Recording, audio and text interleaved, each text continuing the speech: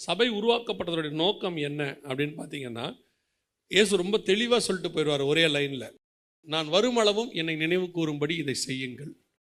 நம்ம சர்ச்சுக்குள்ளே எதை செஞ்சாலுமே அவர் வர வரைக்கும் தான் செய்ய போகிறோம். அதுக்கப்புறம் சபை இருக்காது, சபைக்கான வேலை இல்லை, சபை முடிஞ்சிடும்.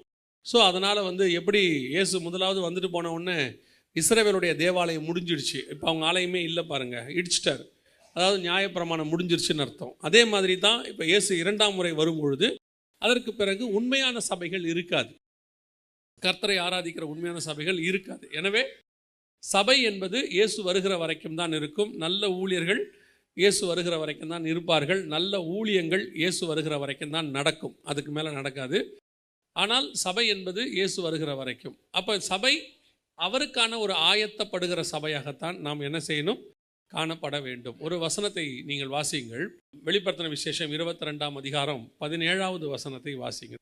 ஆவியும் மனவாட்டியும் வா என்கிறார்கள், வா என்கிறார்கள், கேட்கிறவனும் வா என்பானாக, கேட்கிறவனும் வா என்பானாக, தாகமா இருக்கிறவன் வரக்கடவன், விருப்பமுள்ளவன் ஜீவ தண்ணீரை இலவசமாய் வாங்கிக் கொள்ள கடவன். அப்ப இந்த வசனம் என்ன சொல்லுதுன்னா, சபையை பார்த்து ஆவியும் மனவாட்டியும் வா என்பார்களாக அப்படின்னு இருக்கு. அப்போ சபையினுடைய மிக முக்கியமான நோக்கம் என்ன, அப்படிதான் பைபிளே முடியுது பாருங்களேன். அதோட பைபிள் முடிஞ்சிடும், 22ஆம் அதிகாரத்தோடு கூட முடிவடைகிறது. அப்போ சபையினுடைய நோக்கம் என்னவென்றால், மணவாளனை பார்த்து வா என்று அழைக்கிற ஒரு சுபாவம், வா என்று அழைக்கிற சுபாவம் அந்த சபைக்கு இருக்கணும். இன்றைக்கி நாம் சபை ரொம்ப ஈஸியாக இருக்குது. இந்த வசனத்தை கேட்டு பாருங்கள், வா. சபை என்னை பார்த்து என்னன்னு சொல்லணுமா, வான்னு கூப்பிடணும் அப்படிங்கிறார் ஆண்டவர். இயேசுவே நீங்கள் வாங்கப்பா, நாங்கள் உங்களோட கூட வரோம் அப்படின்னு சொல்லி எத்தனை நாள் நான் இயேசுவை உண்மையாய் கூப்பிடுகிற சபையாக இருந்திருக்கிறோம். இயேசுவே நேரடியாக சொல்கிறார், சபையினுடைய மிக முக்கியமான எதிர்பார்ப்பு என்ன என்றால், ஆவியும் மனவாட்டியும் வா என்பார்களாக. என்னை பார்த்து கூப்பிடுங்கன்னு சொல்கிறார், வான்னு சொல்லுங்கன்னு சொல்கிறார். ஆனால் எத்தனை பேர் நாம் வா என்கிறதான அனுபவத்துக்குள்ளே இருக்கிறோம்? இயேசுவை பார்த்து என்னைக்காவது கூப்பிட்டுருக்கிறீங்களா?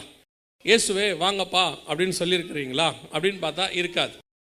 நான் நேரடி தான் சொல்கிறேன், இருக்காது. நம்ம எப்போ இயேசுவை பார்த்து கடைசியாக வாங்க ஆண்டவரே, எப்போ வருவீர் இயேசுவே?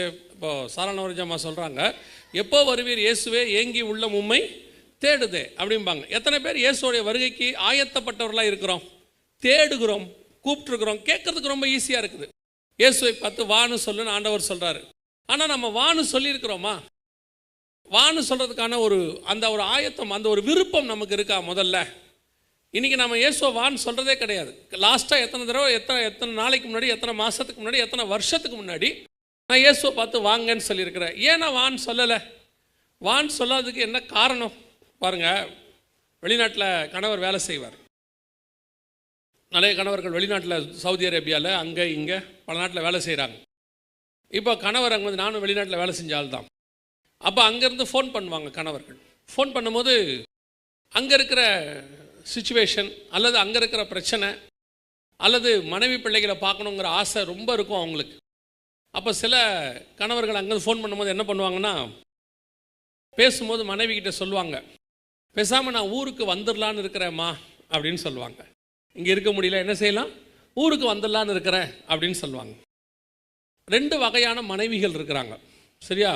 2 வகையான மனைவிகள். ஒரு வகையான மனைவி என்ன சொல்லுவாங்க, வந்துருங்கப்பா, நான் எங்களுக்கும் நீங்கள் இல்லாமல் என்னவா இருக்குது, கஷ்டமாக இருக்குது, கூழோ கஞ்சியோ நம்ம சேர்ந்து குடிப்போம், இங்கே வந்துருங்க அப்படின்னு சொல்லுவாங்க. இன்னொரு வகையான மனைவிகள் இருக்கிறாங்க. அவங்க பொதுவாக என்ன சொல்லுவாங்கன்னா, எப்போ இப்போ தான் நம்ம கடைக்கால் போட்டிருக்கிறோம், இப்போ தான் அப்படி கட்ட ஆரம்பிச்சிருக்கோம், கொஞ்சம் நீங்கள் பல்ல கடிச்சிட்டு ஒரு 5 வருஷம் இருந்துட்டிங்கன்னா அதுக்குள்ளே நம்ம என்ன பண்ணிடலாம், வீடெல்லாம் கட்டிடலாம், பிள்ளைகளும் வளர்ந்துருவாங்க, அப்புறம் வந்தீங்கன்னா எப்படி இருக்கும், கொஞ்சம் சேஃப்டியாக இருக்கும் அப்படிம்பாங்க. அப்போ ஏன் இவங்க இப்போ அந்த ஃபோனை வச்சுட்டு அந்த கணவர் சொல்லுவார், நாங்களாம் ஒரு வீட்டில் தான் தங்கியிருப்போம், பேச்சுலர்ஸ் மாதிரி இருப்போம்ல கல்யாணம் ஆனாலும். அப்போது அவர் சொல்லுவார், பாருங்கள் சார், ஊருக்கு போயிடலான்னு நான் நினைக்கிறேன், ஆனால் மனைவி இப்போ வர வேணான்னு சொல்கிறாங்க, அவங்க சொல்கிறதுலேயும் நியாயம் இருக்குது சார் அப்படிம்பாங்க. ஏன் அவங்க வர வேணான்னு சொல்கிறாங்க அப்படின்னா, கணவர் அங்கேருந்து வருவதை விட கணவர் மூலமாய் வருகிற ஆசீர்வாதம் பெருசாக தெரிகிறது. நம்ம சொல்கிறோம், ப்ராக்டிக்கலாக யோசிக்கிறோம் அப்படின்னு சொல்லுவோம் இல்லையா? அதே மாதிரி சபைகள் இன்றைக்கி ஏன் இயேசுவை வான்னு சொல்லலை அப்படின்னு கேட்டிங்கன்னா, இயேசுவை விரும்புகிறதை விட இயேசுகிட்டேருந்து வருகிறதை விரும்புகிற கூட்டம் தான் இன்றைக்கி ஜாஸ்தி. இயேசுகிட்டேருந்து என்ன கிடைக்கும்? சர்ச்சுக்குள்ளே வந்து உட்காந்துருக்குறோம். நம்மில் எத்தனை பேர் இயேசுவை விரும்புகிறோம், எத்தனை பேர் இயேசுகிட்ட இருந்து விரும்புகிறோம்? அதாவது நம்ம எல்லாருமே இப்போ எப்படி ஆக்கிட்டோம்னா, இயேசுநாதரை ஒரு மற்ற தேவர்களை நாம் எப்படி தேடிட்டு இருந்தோமோ அதே மாதிரி இயேசுவையும் தேட ஆரம்பிச்சிட்டோம். எல்லாருக்கிட்டையும் இருக்குது. ஒன்று ஆரம்பிக்கும் போது பையனுக்கு வேலை கிடைக்கணும்னு ஆரம்பிக்கிறாங்க, பொண்ணுக்கு கல்யாணம் ஆகணும்னு ஆரம்பிக்கிறாங்க, அது நடந்துருச்சா? அப்புறம் ஒரு வீடு கட்டணும்னு ஆரம்பிக்கிறாங்க, அது நடந்துருச்சா? அடுத்து பிள்ளை வேணும், பேரப்பிள்ளை வேணும்னு ஆரம்பிக்கிறாங்க, அது நடந்துருச்சா? இப்படி அடுத்து அடுத்து அடுத்து தேவைகளோடு கூட சபை மாறிடுச்சு. சபையினுடைய நோக்கம் ஏன் உருவாக்கப்பட்டது சர்ச் அப்படின்னு கேட்டால், இயேசு வரும் அளவும் அவருக்காக காத்திருப்பதற்கு, எதிர்பார்த்திருப்பதற்கு. அதை தவிர சபை இன்னைக்கு எல்லாம் செய்து, சபைக்குள்ள எல்லா ஆக்டிவிட்டீஸும் இருக்கு, ஆனால் காத்திருக்கிற அனுபவம் மட்டும் இல்லை. அப்போ இன்னைக்கு மணவாளன் தூர தேசத்தில் இருக்கிறார், அவருக்கு வரணும்னு ஆசையாக இருக்குது, அவர் எப்போ வேணாலும் வருவார், ஆயத்தப்படுவார். ஆனால் இன்னைக்கு நாம் ஆயத்தப்பட்டு நிற்கிறோமா? வான்னு சொல்கிறக்கூடிய அனுபவம் இருக்கிறதா? அவரை எதிர்பார்த்திருக்கிற அனுபவம் நமக்கு இருக்குதானா? இல்லை. அவர் ஏன் அந்த வான்னு சொல்கிற அனுபவத்துக்குள்ளே வரணும்னு சொல்கிறாருன்னா, உன்னத பாட்டின் புஸ்தகம் 5ஆம் அதிகாரத்தில் முதல் 3-4 வசனங்களை வாசித்து பாருங்கள். அங்கே வசனம் சொல்லுது, ஆண்டவர் வாசப்படியில் நின்று கதவை தட்டுகிறார். வாசப்படியில் நின்று கதவை தட்டும் பொழுது மணவாட்டி சொல்றா, சபை சொல்லுது, நான் படுத்துட்டேன், வஸ்திரத்தை களைந்தேன், பாதங்களை கழுவினேன், நான் எப்படி திறப்பேன் அப்படின்னு சொல்லி அவ பேசிக்கிட்டே இருக்கா. நானோ நித்திரை பண்ணினேன், நீ இருதயமோ விழித்திருக்கிறது, பேசிக்கிட்டே இருக்கிறா. இப்படி ஒரு அனுபவம் ஆண்டவருக்கு இஸ்ரவேல் ஜனங்கிட்ட இருந்துச்சு. அவர் வந்து நின்னாரு, அவங்க யாரும் அவரை ஏற்றுக்கொள்ளவே இல்லை. பேசி பேசி பார்க்குறாரு, 3.5 வருஷம் பேசுகிறார் நின்று, அவனால் அவரை ஏற்றுக்கொள்ளவே முடியல, போயிட்டார் திரும்பி. அதான் வசனம் சொல்லுது, கதவை தட்டுகிற நேசர் போய்விட்டார்னு இருக்கு. இஸ்ரவேல் ஜனங்களை விட்டு போயிட்டாரு. இப்போ ஆல்டர்னேட்டாக அவங்களுக்கு பதிலாக நம்மளை செலக்ட் பண்ணியிருக்கிறார் சர்ச்சை. புதிய ஏற்பாட்டு சபை செலக்ட் பண்ணப்பட்டிருக்கிறது, நீங்களும் நானும் இருக்கிறோம். ஆனால் இன்னைக்கு சபையினுடைய நிலைமை என்ன? அவனை விட நம்ம மோசம். அவங்ககிட்ட வாசப்படியில் கதவை தட்டினாராம். இப்போ புதிய ஏற்பாட்டில் சபையை பார்த்து சொல்றாரு, வெளிப்படுத்தல் 3:20, இதோ நான் வாசப்படியில் நின்று கதவை தட்டுகிறேன். இங்கேயும் தட்டத்தான் செய்கிறாரு, அங்கேயும் தட்டத்தான் செஞ்சார். என்ன பெரிய வித்தியாசம் இருக்கிறது யூதர்களுக்கும் நமக்கும், இஸ்ரவேலர்களுக்கும் நமக்கும்? இன்னைக்கு நாம இதெல்லாம் மறந்துட்டு சபை என்பது எப்படி ஆயிருச்சு? பிளஸிங் சென்டர், ஆசீர்வாத மையம். சபை எப்படி ஆயிருச்சு? டெலிவரன்ஸ் சென்டர், விடுதலை மையம். சபை எப்படி ஆயிருச்சு? ஹீலிங் சென்டர், சுகமளிக்கிற மையம். எல்லாம் இப்படி ஆயிருச்சு. ஆனால் உண்மையிலேயே நல்ல வார்த்தை ஒன்று சொன்னார், அவர் அழகாக இருந்துச்சு. Transforming centre. சபை சுகமளிக்கிற இடம் இல்லை, விடுதலையாக்குகிற இடம் இல்லை, ஆசீர்வாத மையம் அல்ல. இது மறுரூபமாக்குற இடம், மணவாளனுக்கென்று காத்திருக்க வைக்கக்கூடிய இடம், இயேசுவை எதிர்பார்க்க வைக்கிற இடம். அப்போ எங்களுக்கு ஆசீர்வாதம் கிடையாதா, விடுதலை கிடையாதா, எங்களுக்கு சுகமளிக்கிறது கிடையாதா? அதெல்லாம் இதில் ஒரு பேக்கேஜ். நீங்கள் மறுரூபமாகும் போது இதெல்லாம் தானாய் நடக்கும். அவரையே தந்தவர் மற்ற எல்லாவற்றையும் அருளாதிருப்பது எப்படி? அதெல்லாம் சும்மாவே தந்துட்டு போவார். அது ஒரு பெரிய விஷயமே கிடையாது. யோசித்து பாருங்க, இப்போ நீங்கள் ஒரு மீட்டிங்கு போனீங்கன்னா யாருமே சும்மா சாப்பாடு போடாமல் அனுப்புறதில்ல, சாப்பாடு போட்டு அனுப்புகிறாங்க. இன்னைக்கு எங்களுக்கே தெரியுது, ஒரு மீட்டிங் முடிஞ்சோன்னா ஒரு டீயை கொடுக்கணும், ஒரு சாப்பாடு ஏதோ ஒன்று கொடுக்கணும்னு தோணுது இல்லை? அவருக்கு தெரியாத அந்த பூமியில் இருக்கும்போது நமக்கு எதுவும் தரணுமா தர வேணாமான்னு? நம்முடைய நோக்கம் என்ன, எதிர்பார்ப்பு என்ன? சபையிலே உட்காந்துருக்கிறோம், இயேசுவை எதிர்பார்த்து உட்காந்துருக்கிற கூட்டம் யார்? இன்னைக்கு இங்கே இருக்கிற காரியங்கள், வீடு கட்டணும், கல்யாணம் பண்ணணும், அதை செய்யணும், இதை செய்யணும். இப்பவும் சொல்கிறேன், உங்களுடைய எதிர்பார்ப்பு இயேசுவா இருப்பாரானால் பூமியில் நடக்க வேண்டிய காரியங்கள் மொத்தத்தையும் பரலோகம் பார்த்துக்கொள்ளும். யோசிச்சு பாருங்க, ஒரு தடவை ஓட்டு போட்டுட்டு கவர்மெண்ட் பார்த்துக்கொண்டு தைரியமாக 5 வருஷம் உட்காந்துருக்கீங்கல்ல, உட்காந்தானே இருக்கிறீங்க. ஒரே ஒரு ஓட்டை போட்டுவிட்டு 5 வருஷம் கவர்மெண்ட் என்ன செய்யும்?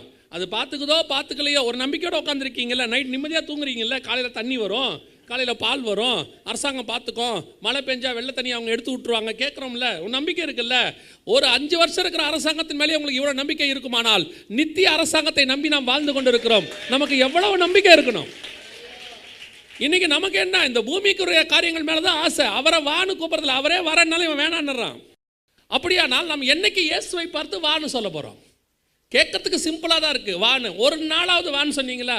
ஆனால் ஒரு நாளும் இருதயம் நிறைந்து இயேசுவை பார்த்து வான்னு கூப்பிட்ற அனுபவம் இல்லை. சபை அதை மறந்துடுச்சு. சபை உருவாக்கப்பட்டதின் நோக்கமே அதுதான். ஒரே நோக்கம், இயேசு வரும்போது போவது. அவர் எப்போ வருவார் தெரியாது, எப்போ வேணாலும் வருவார். நான் இதெல்லாம் வேணான்னு நான் சொல்லலை, எல்லாம் வேண்டும், எல்லாமே நடக்குது, அது பாட்டு நடந்துகிட்டு இருக்கட்டும். ஆனால் என்னுடைய ஆயத்தம் எப்பொழுதுமே கிறிஸ்துவை சந்திப்பதற்காக இருந்து கொண்டே இருக்கும். எப்போ அவர் கதவை தட்டுற அனுபவமே எனக்கு இருக்கக்கூடாது. சில நேரத்தில் பாருங்கள், ஏன் அவர் கதவை தட்டுறது அவ்வளோ விஷயமாக சொல்கிறாரு அப்படின்னு கேட்டால், வான்னு சொல்லணுன்றாருன்னா, உங்களை ஒருத்தர் கூப்பிட்டுருக்குறாங்க, கூப்பிட்டுட்டு பாஸ்டர் இன்றைக்கி சாப்பிட வாங்க, எங்கள் வீட்டுக்கு வாங்க, இல்லை உங்களை கூப்பிட்டாங்க எங்கள் வீட்டுக்கு சாப்பிட வாங்கன்னு போனால் கதவு பூட்டி இருந்தால் உங்களுக்கு எப்படி இருக்கும்? உள்பக்கம் 7:30 மணிக்கு வரீங்கன்னு இருக்காங்க, போகும்போது கதவு சாத்தி இருந்தாலும் நமக்கு எப்படிவா இருக்கும்? கொஞ்சம் கஷ்டமாக இருக்கும். என்னடா வர சொல்லியிருக்காங்க, கதவு பெல் அடிக்கிறோம், திறக்கவே இல்லை, என்ன ஆகும்?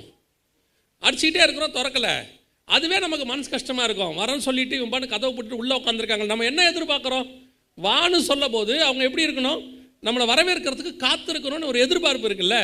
பல நேரங்களில் நம்ம என்ன எதிர்பார்க்கிறோம்? அழைக்கிறவர்கள் நம்மை காத்திருக்க வேண்டும் என்று நினைக்கிறோம். உலகம் முழுக்க சர்ச் இருக்குது, உலகம் முழுக்க ஆத்மா இருக்குது. எத்தனை ஆத்மா இயேசுக்கு காத்திருக்குது? எத்தனை பேர் உலகத்துக்கு பின்னால் காத்திருக்கிறது? இயேசு வரேன்னு சொன்னால் கூட போகிறதுக்கு இன்றைக்கி ரெடியாக இல்லை. மைண்டு ஃபுல்லாக இன்றைக்கி உலகம் ஓடிக்கிட்டே இருக்குது.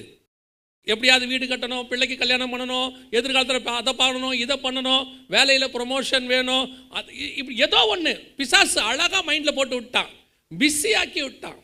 அதனுடைய விளைவு என்ன? எந்த சர்ச்சும் இப்போ காத்திருக்கிற அனுபவத்துக்குள்ளே இல்லை. எல்லா ஆளுக்கு ஒரு ப்ராஜெக்ட் வச்சுருக்கிறாங்க. ஃப்யூச்சர் ப்ராஜெக்ட், 10 வருஷ ப்ராஜெக்ட், 15 வருஷ ப்ராஜெக்ட், 2030க்குள் 2040க்குள். இயேசு சொல்கிறாரு, பைபிள் சொல்லுது, நாளைக்கு வரேன்னு சொன்னாலே கர்த்தருக்கு சித்தமானால் சொல்லி தான் சொல்லணுமாமா. அப்படி தானே சொல்லுது பைபிள். கர்த்தருக்கு சித்தமானால் தான். இன்னைக்கு 30 வருஷ பிளான், 50 வருஷ பிளான். அப்துல் கலாம் சொன்னார் கனவு காணுங்கள்னு.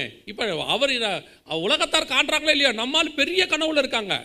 அதை செய்யணும், இதை செய்யணும். இப்பவும் சொல்கிறேன், உங்களை கொண்டு கர்த்தர் இந்த பூமியில் என்ன செய்ய வேண்டும் என்று வைத்தாரோ அதை செய்யாமல் அவர் விட போகிறதே கிடையாது.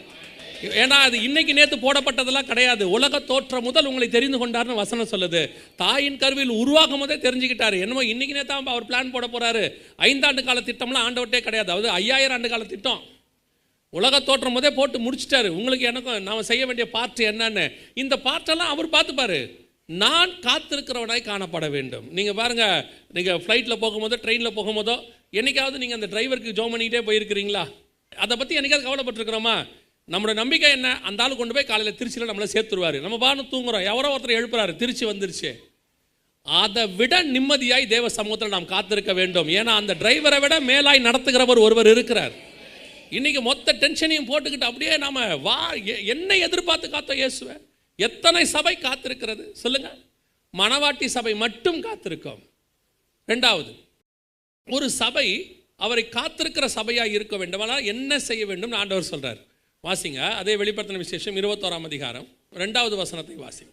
யோவானாகிய நான் புதிய எருசலேமாகிய பரிசுத்த நகரத்தை தேவனிடத்தினின்று பரலோகத்தை விட்டு இறங்கி வர கண்டேன்.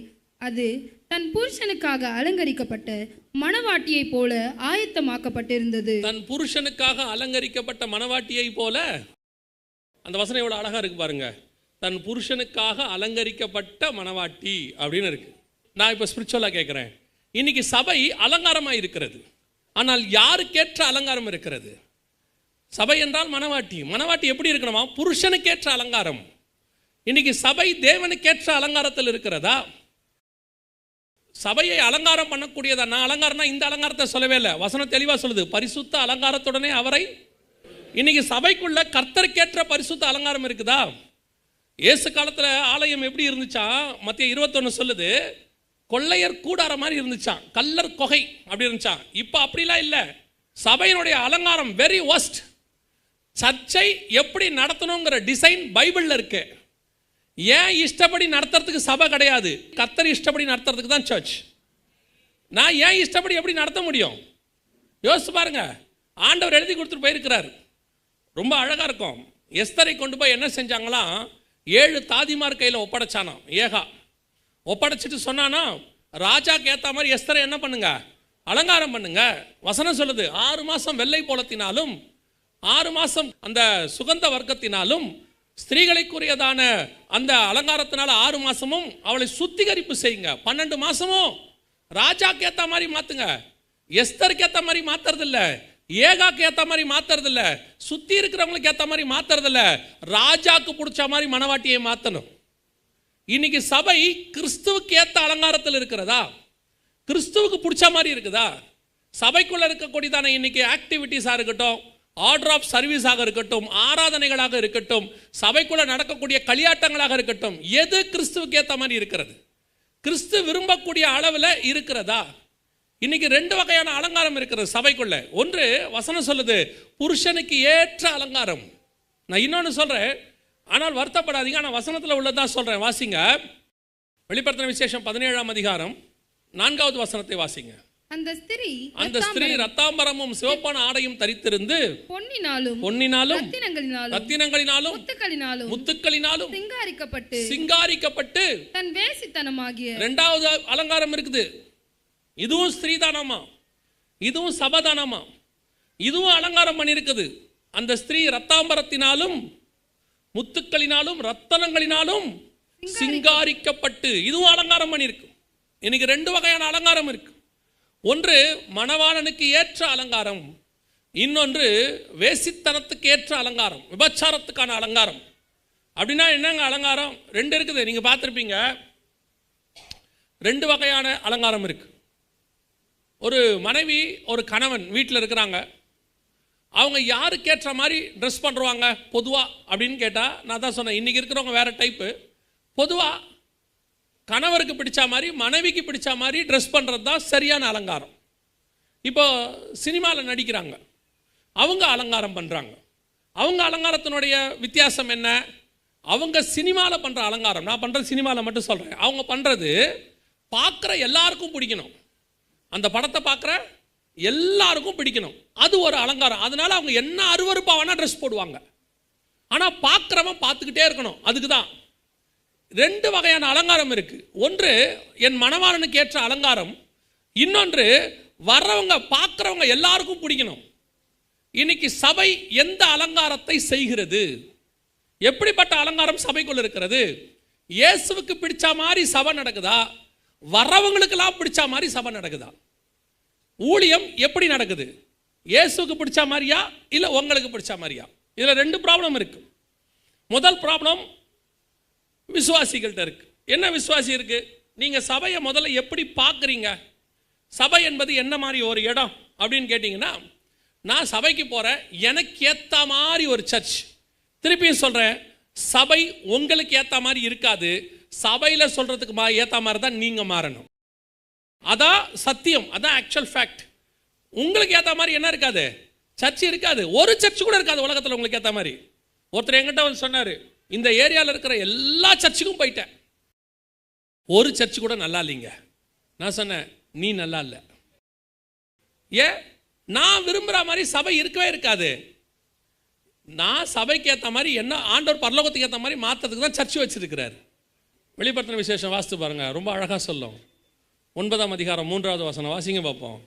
அந்த புகையிலிருந்து வெட்டுக்கிளிகள் புறப்பட்டு, இப்போ வெட்டுக்கிளிக்கு பதிலாக காண்டாமிருகம் வருது, பல வகையான மிருகம் வருது. என்ன எதிர்பார்க்கிறோம்? சர்ச், சபை தேவனை ஆராதிக்கிற ஸ்தலம். இங்கே வந்து தேவ பிரசன்னத்தை உணரணும், மகிமையை உணரணும். இங்கே நாம் எப்படி ஆயிட்டோம்? உணர்வு பூர்வமாக கர்த்தரோட இணையறதுக்கு பதிலாக உணர்ச்சி பூர்வமாக ஆயிடுச்சு. அப்படியே ஆடி குதிச்சு டயர்டாகி அப்படியே இப்போ எந்த அளவுக்கு போயிட்டான்னு கேட்டிங்கன்னா, சினிமாக்காரன் பாடுற பாட்டை பாடுறது மட்டும் இல்லாமல், சினிமாக்காரன் மாதிரி ஆடுறது மட்டும் இல்லாமல், இந்த சபை முழுக்க முழுக்க இன்னைக்கு கடைசி காலத்தில் கல்லர் கொகையெல்லாம் தாண்டி இது கேவலமான இடமா மாறிடுச்சு. காரணம் என்ன? விரும்புகிற விசுவாசி இப்படி தான் சர்ச் இருக்கணும், ஆடிட்டோரியம் மாதிரி இருக்கணும், அப்படி இருக்கணும், இப்படி இருக்கணும், கலர் கலராக லைட்ஸோ ஃபேனோ, இதை எதையுமே நான் குற்றமாய் சொல்லவில்லை. தேவைக்கு எல்லாமே நமக்கு வேண்டும். ஒரு காலத்தில் கொட்டடிச்சு பாடிக்கிட்டு இருந்தோம், இன்னைக்கு நமக்கு இன்ஸ்ட்ருமெண்ட்ஸ் தேவைப்படுது. ஒரு காலத்தில் ஒரு குண்டு பல்பு போட்டிருந்தோம், இன்னைக்கு நல்ல ஹாலஜன் பல்பு எல்லாம் போட்டு நம்ம வச்சிருக்கிறோம். ஒரு காலத்தில் எப்படி இருந்தாலும் ஆராய்ச்சிட்டு இருந்தோம் கொட்டா போட்டு, இன்னைக்கு நம்ம ஏசி போட்டு ஆராதிக்கிறோம். இதையெல்லாம் யாரும் இங்கே தப்புனே சொல்லலை. எது வேணாலும் மாறலாம், ஒன்று மாறக்கூடாது. கவனிங்க, மோசே காலத்தில் கற்பலகைகளில் எழுதுனாங்களாமா, அப்படி தானே எழுதுனாங்க. அப்புறம் தோல் சுருளில் எழுதுனாங்க, அப்புறம் புஸ்தகத்தில் பேப்பரில் எழுதுனாங்க. இப்போ வந்து டிஜிட்டல் எல்லாமே ஆன்லைன், எல்லாமே காற்றுல எழுதுறாங்க. அன்னைக்கு கல்லில் எழுதி, புக்கில் எழுதி, தோல் சுருளில் எழுதி, காற்றுல எழுதுகிற காலம். எழுதுகிற மோடு மாறிக்கிட்டே வருது, அட்வான்ஸ் டெக்னாலஜி. ஆனால் எழுதுகிற வசனம் மட்டும் மாறவே இல்லை. 4000 6000 வருஷமா அதே வசனம் தான், அது மாறவே மாறாது. அட்வான்ஸ் ஆயிடுச்சுன்ட்டு வசனத்தை அட்வான்ஸ் பண்ண முடியாது. 2000 வருஷம் ஆயிடுச்சுன்னு மாற்ற முடியாது. எத்தனாயிரம் வருஷம் ஆனாலும், வானமும் பூமியும் ஒளிந்து போனாலும் கர்த்தருடைய வார்த்தை மாறவே மாறாது. அதே மாதிரி தான் கர்த்தரை ஆராதிக்கிறதும், ஆவியோடு உண்மையோடு ஆராதிக்கிறதுங்கிறதுல எந்த மாற்றமும் கிடையாது. நீ லைட்டு போட்டு ஆராதிச்சாலும் சரி, லைட் இல்லாமல் ஆராதிச்சாலும் சரி. ஆனால் ஆவியோடு உண்மையோடு ஆராதிக்கிறியா? இன்னைக்கு ஆட்டத்தோடும் பாட்டத்தோடும் இருக்கு, ஆவியோடும் உண்மையோடும் இல்லை. இன்னைக்கு என்ன இருக்கு சபைக்குள்ள? ஆடி முடிச்ச உடனே அவனுக்கு ஜாலியா இருக்கு, entertainment. Church is not the place for the entertainment. Church is the place for the transformation. சபை களியாட்டத்தின் இடம் அல்ல, பொழுதுபோக்குகிற இடம் அல்ல. ஒரு மணி நேரம் வந்துட்டு போனா ஜாலியா இருந்துச்சு, அதுக்கு இது தேவையில்லை. அதுக்கு சினிமா தியேட்டர் போதும், அதுக்கு பொருட்காட்சி போதும், அதுக்கு வேற ஒரு களியாட்டம் இடம் இருக்கு. ஆனால் ஒரு பாவியை பரிசுத்தவானாய் மாத்துகிற இடம் தான் திருச்சபை. துக்கத்தோடு வருகிறவனை சந்தோஷமாய் மாத்துகிற இடம் திருச்சபை. விழுந்து போனவனை தூக்கி நிறுத்துகிற இடம் திருச்சபை. இங்க நம்ம அலங்காரத்துக்கு இடமே இல்லை. விசுவாசிகளுக்கு சொல்றேன், உங்களுக்கு ஏத்த மாதிரி சர்ச் மாறவே மாறாது.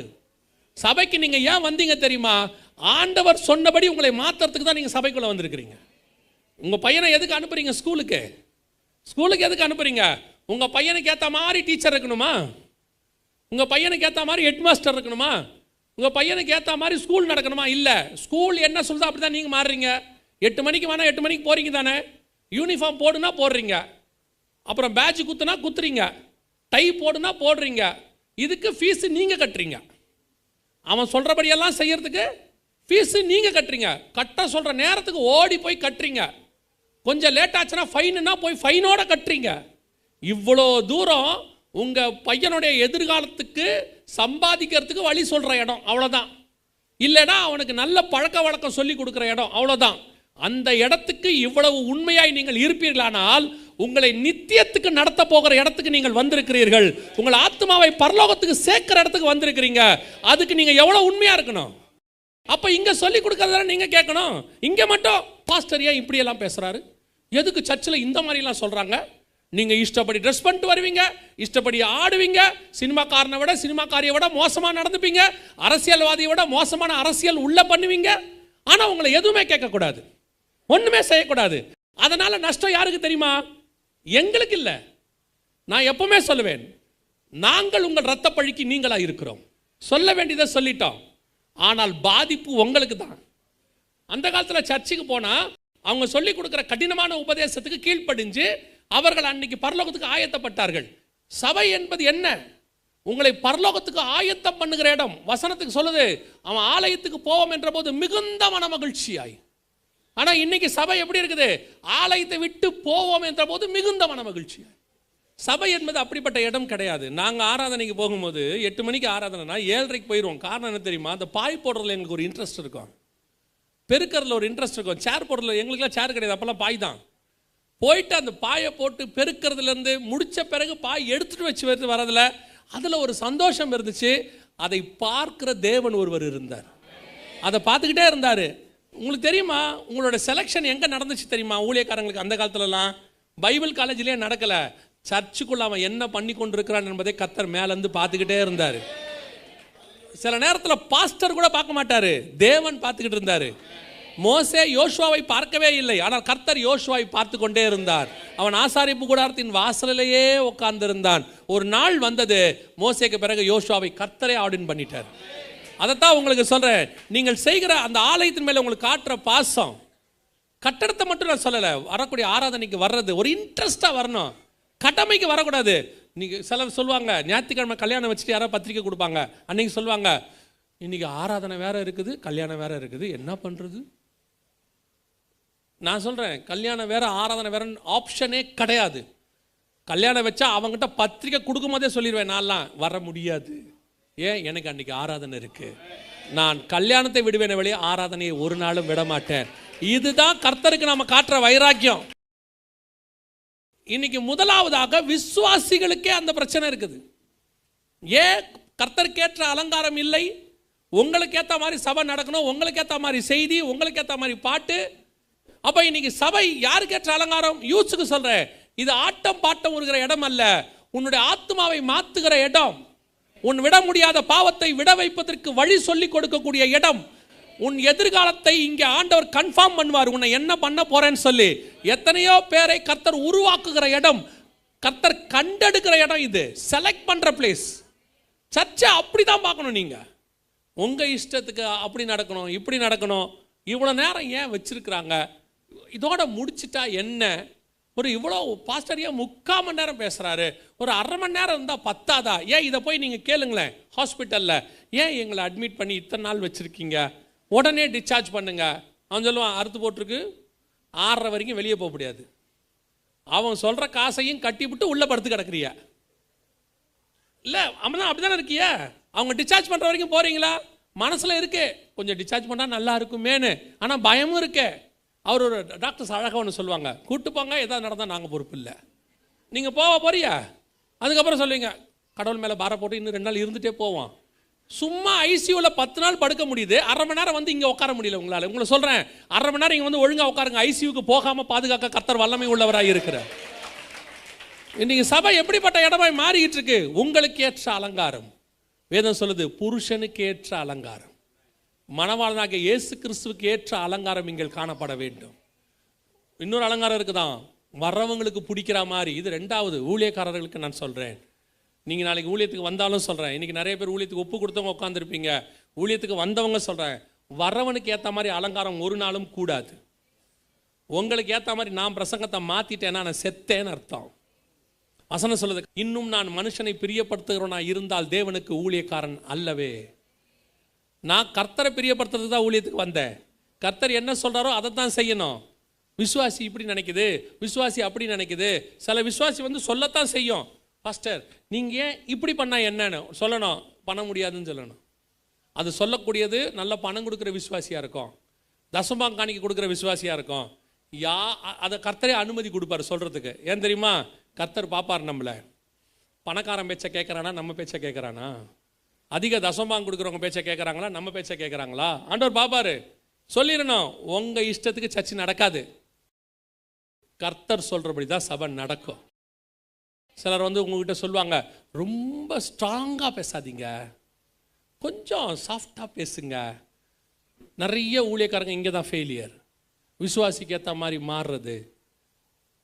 வெளிப்படுத்தல் 14:4 சொல்லுது, விபச்சார அலங்காரம் அதுக்கு பேர். உங்களுக்கு ஏற்ற மாதிரி பிரசங்கம், உங்களுக்கு ஏற்ற மாதிரி எல்லாத்தையும் மாற்றுறது, இது நடக்கவே கூடாது. ஊழியக்காரங்களுக்கு நான் சொல்கிறேன், எக்காரணம் கொண்டும் மனுஷனை பிரியப்படுத்துகிறவனாய் மாறவே மாறாதீங்க. ஸ்ட்ராங்காக பேசணும்னா பேசுங்க, வசனம் அப்படி தான் இருக்கு. ஒருத்தர் எனக்கு ஊழியத்தை ஆரம்பிக்கும் போது சொன்னார், பிரதர் நீங்கள் இந்த மாதிரிலாம் பேசுனீங்கன்னா ஒரு வயலில் உங்களுக்கு ஆஃபரிங் கொடுக்க மாட்டான், நீங்கள் கொஞ்சம் அனுசரித்து போங்க. ஒரு பெரிய நான் என்கிட்ட சொன்னவர் வந்து ஒரு பெரிய டீ எஸ்டேட் ஓனர்.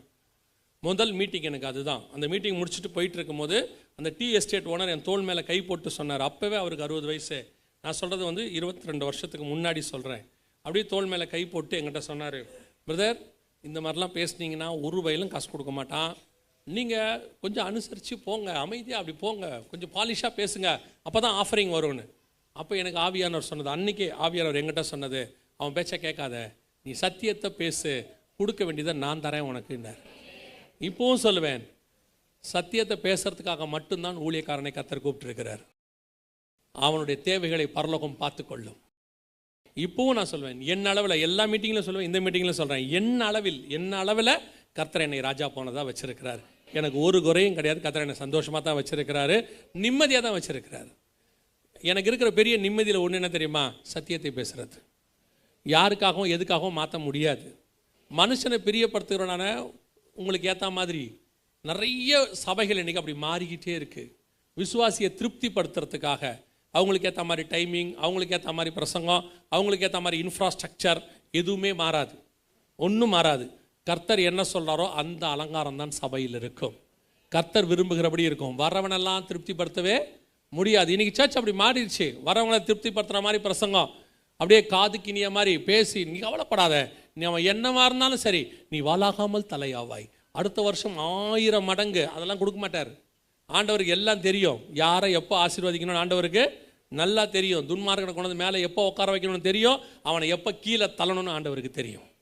அதனால் ஒன்று நன்றாய் புரிந்து கொள்ளுங்கள், சபை என்பது கர்த்தருக்கேற்ற அலங்காரத்தில் தான் இருக்க வேண்டுமே ஒழிய ஒரு நாளும் மனுஷனுக்கேற்ற அலங்காரத்தில் இருக்கக்கூடாது. அப்படி இருக்கும் பட்சத்தில் சபை மிக மோசமான நிலைமையை அடையும். அல்லேலூயா, அல்லேலூயா. ஒரே ஒரு காரியத்தை மாத்திரம் சொல்லிட்டு நான் ஜெபம் முடிக்க விரும்புகிறேன். சபையினுடைய அலங்காரம் எப்படி இருக்கணும் அப்படின்னு சொல்லி வாசிச்சோம். அந்த வசனத்தில் புருஷனுக்கு ஏற்ற அலங்காரம் இருக்கும்னு அதில் ஒரு காரியத்தை கர்த்தர் சொல்கிறாரு. வெளிப்படுத்தின விசேஷம் 19ஆம் அதிகாரம் 8வது வசனத்தை வாசிங்க. சுத்தமும் பிரகாசமுமான மெல்லிய வஸ்திரம் தரித்து கொள்ளும்படி அவளுக்கு அளிக்கப்பட்டது. நல்லா கவனிங்க, சபைக்கு ஆண்டவர் எப்படிப்பட்ட வஸ்திரம் கொடுத்திருக்கிறாரு? சுத்தமும் பிரகாசமான மெல்லிய வஸ்திரம். யாராவது தன்னுடைய மகளுக்கோ, நல்ல தகப்பன் சொல்கிறேன், தன்னுடைய மகளுக்கோ அல்லது நல்ல கணவன் தன்னுடைய மனைவிக்கோ மெல்லிய வஸ்திரம் வாங்கி கொடுப்பாங்களா? தின்னா அப்படியே உள்ளே போட்டிருக்கிறதெல்லாம் தெரிகிற மாதிரி வஸ்திரம் வாங்கி கொடுப்பாங்களா யாராவது? இந்த வசனம் என்ன சொல்லுது பாருங்க. கர்த்தர் தன்னுடைய மனவாட்டிக்கு என்ன கொடுத்தாராம்? மெல்லிய வஸ்திரம் போட்டார். அதோடைய அர்த்தம் என்ன? மெல்லிய வஸ்திரம்னா என்ன? யாருமே செய்ய மாட்டாங்களே. ஒரு சாதாரண மனுஷன் கூட தன்னுடைய மகளுக்கோ மகனுக்கோ அல்லது மனைவிக்கோ ட்ரெஸ் வாங்கி கொடுக்கும்போது ட்ரெஸ்ஸினுடைய அடையாளமே என்ன? ட்ரெஸ் எதற்காக போடப்படுகிறது? எல்லாவற்றையும் சரீரத்தை மறைப்பதற்காக போடப்படுகிறது. அப்படி இருக்கும்போது ஒரு உலக பிரகாரமான மனுஷனே மெல்லிய வஸ்திரம் வாங்கி கொடுக்காத போது தேவன் தன்னுடைய மனவாட்டிக்கு ஏன் மெல்லிய வஸ்திரத்தை வாங்கி கொடுக்கிறார்? கொடுப்பதற்கான நோக்கம் என்ன அப்படின்னு பார்த்தீங்கன்னா, மெல்லியனா என்னன்னா, இந்த ட்ரெஸ் அப்படி போடும்போது உள்ளே இருக்கிறது தெரிஞ்சாதான் அதுக்கு பேர் மெல்லிய வஸ்திரம் இல்லையா? மெல்லிசா இருக்குது, உள்ளே இருக்கிறதெல்லாம் என்ன செய்யுது? தெரியுது. அவர் என்ன பனியன் போட்டிருக்காருன்னு தெரியுது. மெல்லிய வஸ்திரம்.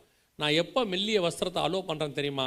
உள்ளே இருக்கிற என் மாம்சம் அப்படி ஒன்று இல்லவே இல்லை, மாம்சம் என்பதே இல்லை.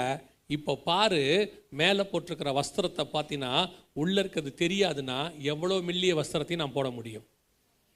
அதான உண்மை. உள்ளுக்குள்ளே மாம்சம் இல்லாவிட்டால் நான் மேலே எவ்வளோ மெல்லிய வஸ்திரத்தை என்ன செய்யலாம்? போடலாம். அந்த மெல்லிய வஸ்திரத்துக்கு என்ன அர்த்தம்னா, தொடர்ந்து வாசிங்க.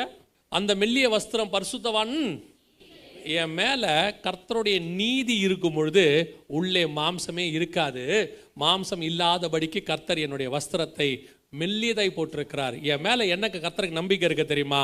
நான் மெல்லிய வஸ்திரத்தை போடுறேன், நீ பாரு, அவளுக்குள்ள எந்த விதமான மாம்சமும் இல்லை, ரத்தம் இல்லை, பாவம் இல்லை, சகலமும் வெளிப்படையாக இருக்கிறது. சபை அப்படித்தான் இருக்க வேண்டும். சபை வெளிப்படையான இடம். சர்ச்சை நீங்க பார்த்தவொன்னே தெரியணும் இது பரிசுத்த ஸ்தலம். இந்த சர்ச்சுக்கு போன பாருங்க, நிறைய ஸ்கூல்ல வாசல்ல போர்டு போட்டு வச்சிருக்கான். என்ன போர்டு போட்டு வச்சிருக்காங்க தெரியுமா? 100க்கு 100 எடுத்தவர்கள் 100% இவ்வளோ எடுத்திருக்காங்க, 70 இவ்வளோ எடுத்திருக்காங்க, இவ்வளோ போட்டு வச்சிருக்காங்கல்ல. நான் இப்பவும் சொல்றேன், நல்ல டிவியில் ஆடு பாருங்க. ரொம்ப நல்ல பொருளுக்கு, மிக முக்கியமான உடம்புக்கு தேவையான நல்ல பொருளுக்கு ஆடு வராது. ஆடு என்ன செய்யாது? வராது. விற்கணும், வியாபாரம் ஆகணும் அப்படிங்கிறத என்ன செய்வாங்க? ஆடு போடுவாங்க. வெளியே போட்டுக்கிட்டு அதை தெரியப்படுத்தி தான் கவரணும்னு. நான் சொல்லுவேன், ஒரு நல்ல சத்தியத்தில் உள்ள சபை இருக்குல்ல, இதுக்கு எந்த ஆடுமே கிடையாது. அதுக்கு ஆடு என்ன தெரியுமா? அந்த சர்ச்சு நல்ல சர்ச்சுங்கிற சாட்சியே போதும். ஜனங்கள் சபைக்கு நேராய் ஓடி வருவார்கள். இதுக்கு வேற விளம்பரமே வேண்டாம். மத்திய எழுதின சுவிசேஷம் 4ஆம் அதிகாரம் கடைசி 2 வசனம் வாசிங்க பாப்போம். அவருடைய கீர்த்தி சீரியா எங்கும். சீரியா எங்க இருக்கு தெரியுமா? இவர் இருக்கிறது இஸ்ரேல், கலிலேயால இருக்கிறாரு. சீரியாங்கிறது பக்கத்து நாடு. அவருடைய கீர்த்தி இன்னும் இயேசு பெரிய பெரிய அற்புதங்கள்லாம் செய்ய ஆரம்பிக்கல.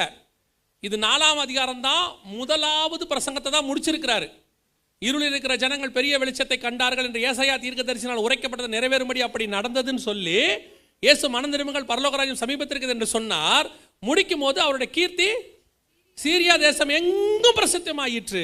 அடுத்த வசனம், கலிலேயாவிலும் தெக்கப்போலிலும் எருசலேமிலும் யூதேயாவிலும் யோர்தானுக்கு அப்புறத்திலும் இருந்து திரளான ஜனங்கள் வந்து எப்படி வந்தாங்க? எப்படி வந்தாங்க? ஃபேஸ்புக் இல்லை, யூடியூப் இல்லை, வாட்ஸ்அப் இல்லை, பேம்ப்ளெட் இல்லை, போஸ்டர் இல்லை, ஒன்றுமே இல்லை. ஃபஸ்ட்டு மெசேஜ் இப்போ தான் முடிஞ்சிருக்குது. இன்னும் இயேசு கிறிஸ்து மரித்தோரை உயிரோடு எழுப்பலை. 5000 பேருக்கு சாப்பாடு இன்னும் போடலை. இயேசு கிறிஸ்து இன்னும் கடல் மேலே நடக்கலை, எதுவுமே செய்யலை. இப்போ தான் ஃபஸ்ட்டு கொஞ்சம் மினிஸ்ட்ரி ஸ்டார்டிங் ஸ்டேஜ். வசனம் சொல்லுது, அவருடைய கீர்த்தி சீரியா தேசம், பக்கத்து நாடு சீரியா தேசம் எங்கும் பிரசித்தமாயிற்று. அடுத்த வசனம் சொல்லுது, அவருடைய கீர்த்தி கலிலேயாவிலும் தெக்கப்போலியிலும் எருசலேமிலும் யூதேயாவிலும் யோர்தானுக்கு அப்புறத்திலும் இருந்து. எப்படி வந்தான் இவ்வளோ பேர்? எப்படி வந்தான்? இன்னைக்கு முக்கி போஸ்டர் போடுறோம், ஃபேஸ்புக்கில் ஏற்றி விட்றோம், வாட்ஸ்அப்பில் ஏற்றி விட்றோம். ஒரு வாரத்துக்கு 100 பேர் வர்ஷிப் லீடர் வராங்க, ஒரு வாரத்துக்கு 100 பைபிள் டீச்சர் வராங்க. எத்தனை பேர் நிற்கிறாங்க? எத்தனை பேருடைய பாட்டு வருது? 2 பாட்டு சமாயிட்டு, 3வது பாட்டு இல்லை. சாரா நவரோஜாமாவை பாருங்க, யூடியூப் இல்லை, ஃபேஸ்புக்கும் ஒன்றும் இல்லை, 45 வால்யத்துக்கு மேலே போச்சு. ஃபாதர் பெர்க்மேன்ஸ் ஆரம்பிக்கும் போது பாருங்க, எந்த யூடியூபும் கிடையாது, ஒன்றும் கிடையாது. இன்னைக்கு வரைக்கும் 40 வால்யூமை தாண்டி போயிருச்சு. எப்படி பரவுது? அவ்வளோ பெரிய மோடு இருந்தும் ரீச் ஆக முடியல. ஒரு மோடும் இல்லை, சோசியல் மீடியாவே கிடையாது. அவருடைய கீர்த்தி சிரியாங்கிறது நார்த்து, யோர்தானுங்கிறது ஈஸ்ட், இது கிழக்குல, அது வடக்குல, எல்லா பக்கமும் பரவுச்சு. எப்படி தெரியுமா? ஒன்னே ஒன்று, உன்னோடு கூட கர்த்தர் இருப்பாரானால், கர்த்தரோட சேர்ந்து நீ ஊழியத்தை செய்வாயானால், உன்னை உலகம் முழுக்க கொண்டு போக தேவன் வல்லமை உள்ள தேவனாக இருக்கிறார். உன்னுடைய அடையாளம் நீதி, உன்னுடைய அடையாளம் சத்தியம், உன்னுடைய அடையாளம் பரிசுத்தம். சபை கிராண்டா இருந்தா பத்தாது. நிறைய பேர் நினைச்சிட்டு இருக்காங்க, அந்த ஏரியாலே என் சர்ச் தான் பெரிய சர்ச்சு, கிராண்டா இருக்கணும். நான் எப்பவும் சொல்றேன், பெரிய சர்ச்சுங்கிறது தேவைக்காக. நிறைய ஜனங்க வந்தாங்க, உட்காரத்துக்கு பெரிய சர்ச் வேணும். 50 பேர் தான் இருக்கான், 5000 பேர் சர்ச்சுக்கு என்ன? தொலைநோக்கு பார்வையாமா. என்ன பார்வை? தொலைநோக்கு பார்வை. நாளைக்கு 5000 பேர் வரும்போது வாங்கிக்கலாம். இப்போ என்ன பிரச்சனை? 50 பேர் உட்காரத்துக்கு இடம் கொடுத்த ஆண்டவர் 5000 பேர் உட்காரவும் இடம் கொடுப்பார். 5000 பேர் உட்கார இடம் கொடுத்த ஆண்டவர் 50000 பேர் உட்காரத்துக்கும் இடம் கொடுப்பார். ஏன்னா வந்திருக்கிற ஆத்மா அவருது, அவர் ரத்தம் சிந்தி சம்பாதிச்சது. அதை உட்கார வைக்கிறதுக்கு என்ன தேவைன்னு அவருக்கு தெரியும் இல்லையா? ஒரு 2 பேருக்கு, ஒரு 2 பேருக்கு 4 ஆறை உண்டாக்கி கொடுத்தாராம் ஆதாம் ஏவாளுக்கு. வசனம் சொல்லுது, ஒரு நதி புறப்பட்டு 4 ஆறுகளாக ஓடியது. 2 பேருக்கு 4 ஆறு கொடுத்தாரு. 5000 பேருக்கு சாப்பாடை கொடுத்துட்டு கூடை நிறைய 12 கூடை நிறைய மிச்சம் கொடுத்தாரு இல்லையா? 5.5 லட்சம் புருஷருக்கு மேலே உள்ளவங்களுக்கு டெய்லி 40 வருஷம் மன்னா கொடுத்தாரு. உங்களுக்கு 500 பேர் உட்காரத்துக்கு இடம் கொடுக்க மாட்டாரா? அவரோட தேவன் கரங்கள் என்ன குறுகி போய் விட்டதோ? இல்லவே இல்லை. உன் தேவை என்ன என்பதை பரலோகம் அறிந்திருக்கிறது. ஆனா நீ யாருன்னு பரலோகத்துக்கு தெரியும். உன்னை நம்பணும்ல பரலோகம். ஏன் ஆண்டவர் எனக்கு தரமாட்டாரு? உன்னை நம்பணுமே. உன்னுடைய வஸ்திரம் நீதியா இருக்கணுமே. நீங்க நம்ம என்ன பண்றோம்னு பரலோகம் பார்த்துக்கிட்டு இருக்கு. பரலோகம் ஒன்றும் சும்மா ஏமாறுறதெல்லாம் கிடையாது, ஏமாற கவர்மெண்ட்லாம் கிடையாது. அது உள்ளே பார்க்குற கவர்மெண்ட். உள்ளே பார்த்துக்கிட்டு உட்காந்துட்டு இருக்குது, எல்லாரையும் பார்த்துக்கிட்டு இருக்குது, விசுவாசியும் பார்க்குது, ஊழியக்காரனையும் பார்க்குது. அதைத்தான் ஆண்டவர் சொல்றாரு, அவன் மேல இருக்கிற வஸ்திரம் நீதி, உள்ளுக்குள்ள கிளியரா இருக்கணும். உள்ள பார்க்கறதுக்கு ஒன்றும் இருக்கக்கூடாது, ஒரு குற்றம் கிடையாது, மாசு கிடையாது, மரம் கிடையாது, பரிசுத்தமும். அழகா ஒரு வசனம் வாசிங்க, முடிக்கலாம். வெளிப்படுத்தின விசேஷம் 21ஆம் அதிகாரம் கடைசி வசனம் வாசிங்க பார்ப்போம். தீட்டுள்ளதும் அருவருப்பையும் பொய்யையும் நடப்பிக்கிறதுமாகிய ஒன்றும் அதற்குள். அப்ப சபை மேல கர்த்தருடைய நம்பிக்கை என்ன தெரியுமா? தீட்டுள்ளது அப்படின்னா என்ன அர்த்தம்னா, டர்ட்டி திங்ஸ், அன்கிளீன், அழுக்குள்ளாது, அசுசையானது. தீட்டுள்ளதும் அருவருப்பு, கர்த்தருக்கு பிரியம் இல்லாதது. தீட்டுள்ளதும் அருவருப்பையும் பொய்யையும் நடப்பிக்கிறதுமாகிய. சபைக்குள்ள என்ன இருக்கக்கூடாது? பொய்யையும் நடப்பிக்கிற காரியம் ஒன்றும் இல்லாமல். சபைக்குள்ள இன்னைக்கு எல்லாம் பொய், பிரசங்கமும் பொய், கேட்கிறவனும் பொய். இவனுடைய நம்பிக்கை என்ன? ஜனங்க நம்பி எனக்கு பணம் கொடுத்தா போதும். ஆண்டவர் நம்பிக்கை என்ன தெரியுமா? நீ பணம் தானே உனக்கு வேணும், குடும்பாரு. நம்ம ஆண்டவர் ஒரு பெரிய ஸ்பெஷாலிட்டி இருக்கு, என்ன தெரியுமா? தேவையானதை கொடுத்து 40 வருஷம் நடத்தவும் வல்லமை உள்ளவர். தேவைக்கு அதிகமாக கொடுத்து மறுநாள் காலையில் அடித்து சாகடிக்கவும் வல்லமை உள்ளவர். சரிம்மா? தேவையான மண்ணாவை எடுத்து 40 வருஷம் நடத்திடுவார். காடை கேட்டால் மூக்கு வழியாக விட்டு சாவை அடிச்சிருவார். ஆண்டவருக்கு அப்படிப்பட்ட தேவன் தான் அவர். இப்பவும் சொல்கிறேன், நமக்கு என்ன தேவை என்பது பரலோகம் தெரியும்.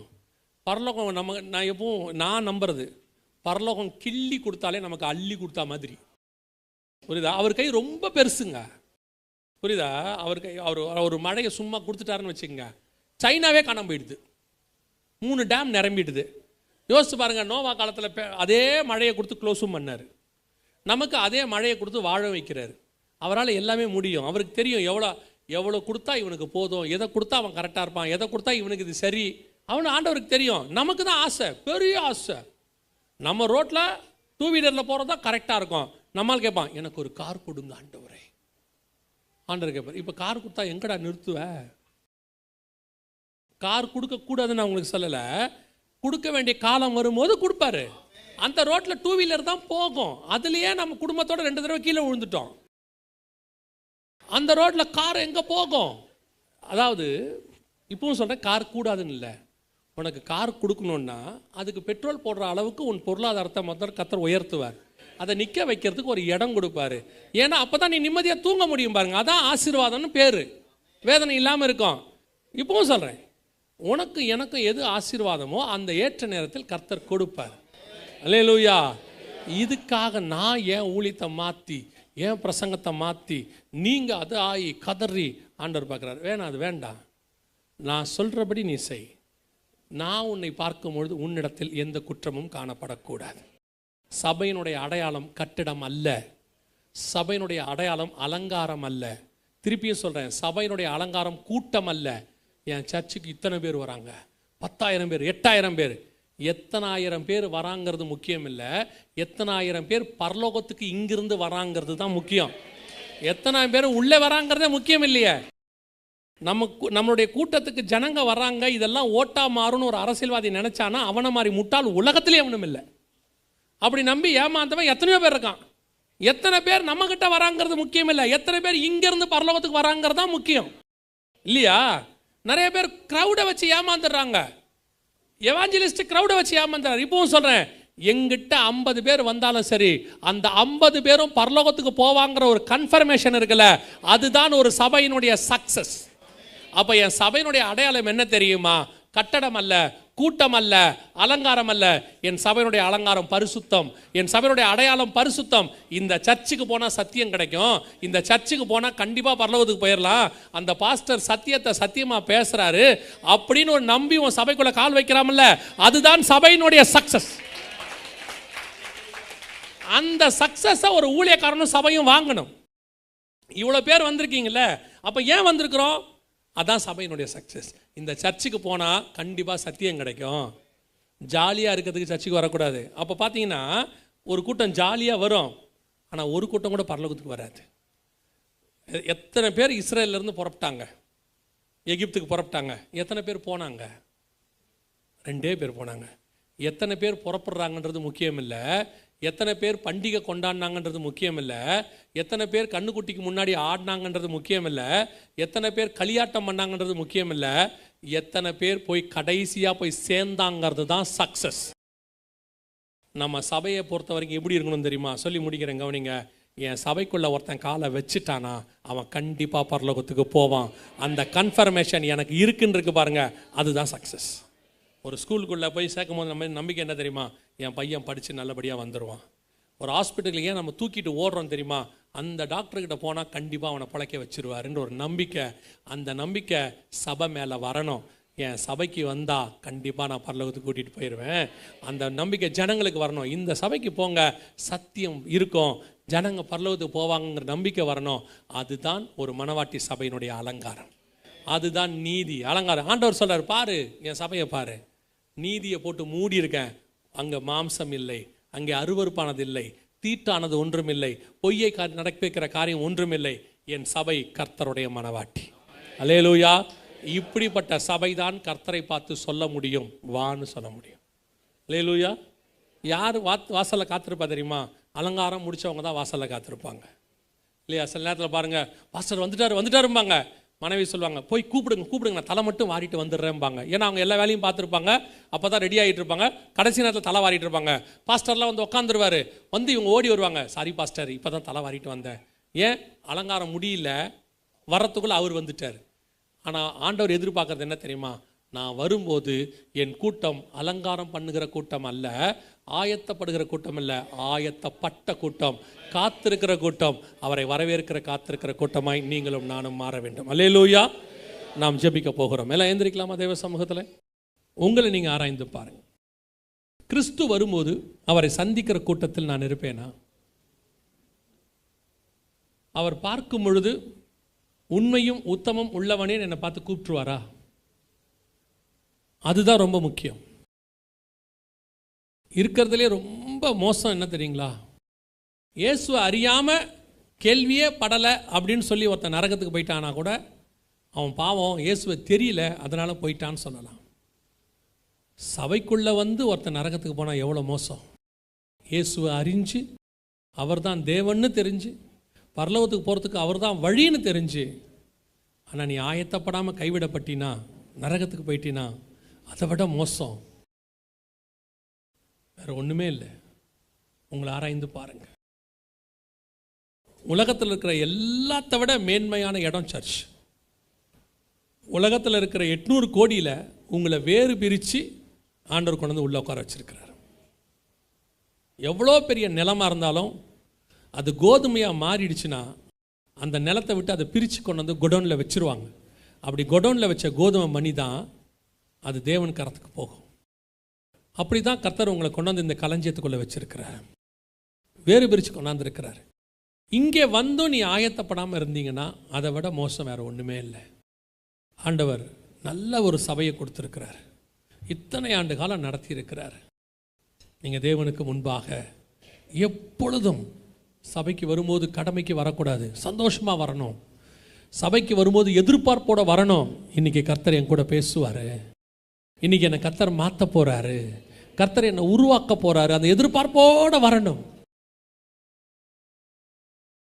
சர்ச்சில் இருக்கிற நேரம் எல்லாம் சந்தோஷமாக களி கூர்ந்துக்கிட்டே இருக்கணும், எப்போ திரும்பி போகணுங்கிற எண்ணத்தோடு இருக்கக்கூடாது. அப்படி ஒரு ஆயத்தை நமக்கு வரணும். ஒப்பு கொடுப்போமா? ஆண்டவரே, என்னிடத்தில் என்ன கரை திரை இருந்தாலும் எல்லாத்தையும் எடுத்து போட்டுருங்கப்பா. நான் கரை திரையற்ற மனவாட்டியாக, கற்புள்ள கன்னிகையாக, ஒரே புருஷனுக்கு நியமிக்கப்பட்ட சபையாக, புருஷனுக்காக அலங்கரிக்கப்பட்ட சபையாக, ஆயத்தம் என்னும் பாதரட்சியை போட்டுக்கொண்ட ஒரு சபையாக, உமக்கென்று காத்திருக்கிற ஒரு சபையாக. அந்த மனவாட்டி சொன்னா, நான் என் கால்களை கழுவினேன். அதோட அர்த்தம் என்ன தெரியுமா? பாதரட்சியை கழட்டிட்டேன்னு அர்த்தம், ஆயத்தம் இல்லாமல் இருக்கிறேன்னு அர்த்தம். ஒப்பு கொடுப்போமா? தேவனுக்கு முன்பாக நாங்கள் எப்பொழுதும் ஆயத்தமாக, உம்மை வா என்று அழைக்கிற கூட்டமாக ஒப்பு கொடுப்போமா? தேவ சமூகத்தில் எல்லாம் இந்த சபைக்காக ஜெபம் பண்ணுவோம். இந்த சபை கர்த்தருக்கு முன்பாக வருகை வரைக்கும் நிற்கக்கூடிய ஒரு சபையாக, அநேகரை ஆயத்தம் பண்ணுகிற ஒரு சபையாக, அநேகரை நீதிக்கு உட்படுத்துகிற ஒரு சபையாக, நியாய தீர்ப்புக்கு தப்பிக்கிற ஒரு சபையாக, மனுஷகுமாரனுக்கு முன்பாக நிற்கிற ஒரு சபையாக, சிங்காசனத்திற்கு முன்பாக நிற்கிற ஒரு சபையாக எப்பொழுதும் காணப்பட வேண்டும். எல்லாம் ஒப்பு கொடுத்த கர்த்தரை ஸ்தோத்திரம் பண்ணுவோம். Thank you Jesus. நன்றி ஆவியானவரே. இந்த சபைக்குள்ள ஒருத்தன் காலை வச்சிட்டானா அவன் நரகத்துக்குள்ள கால் வைக்க கூடாது. இந்த உலகத்தினுடைய கடைசி இடமாய் சபை இருக்கணும். இந்த ஏரியாவுக்கு இது ஒரு கடைசி இடமாக இருக்கணும். தற்கொலைக்கு போறவன், நரகத்துக்கு போறவன், பாவத்துக்கு போறவனை எல்லாம் மீட்டு எடுக்கிற இடமா இது மாறணும். மரிக்கிறவர்கள் இங்கே வரும்போது ஜீவனோடு கூட மாறணும். கட்டப்பட்டவர்கள் இங்கே வரும்போது கட்டவிழ்க்கப்பட்டவர்களாய் மாறணும். வியாதியஸ்தர்கள் சுகமாகிறவர்களாய் மாறணும். இங்கே வருகிறவர்கள் மறுரூப அனுபவத்தை அடைகிறவர்களாய் மாறணும். சபை கர்த்தருக்கேற்ற ஒரு சபையாக, கன்மலையின் மேல் கட்டப்பட்ட ஒரு வீடாக மாறணும். சபைக்கு விரோதமாய் உருவாக்கப்படுகிற எல்லா ஆயுதங்களும் வாய்க்காதே போவதாக. Thank you Jesus. நன்றி ஆவியானவரே. கர்த்தருடைய மகிமை மகிமை மகிமை முழுவதும் மூடிக்கொள்வதாக. சபைக்கு விரோதமாய் உருவாக்கப்படுகிற ஆயுதங்கள், வன்கண்கள், பொறாமைகள் இயேசுவின் நாமத்தினாலே கடிந்தாப்புறப்படுத்துகிறோம். நன்றி ஆவியானவரே. கோடான கோடி ஸ்தோத்திரம், கோடான கோடி ஸ்தோத்திரம். உமக்கே மகிமை மகிமை மகிமை. எங்கள் ஆண்டவர் இயேசு கிறிஸ்துவின் நாமத்தில் ஒப்பு கொடுத்து ஜெபிக்கிறோம் எங்கள் ஜீவனுள்ள நல்ல பிதாவே.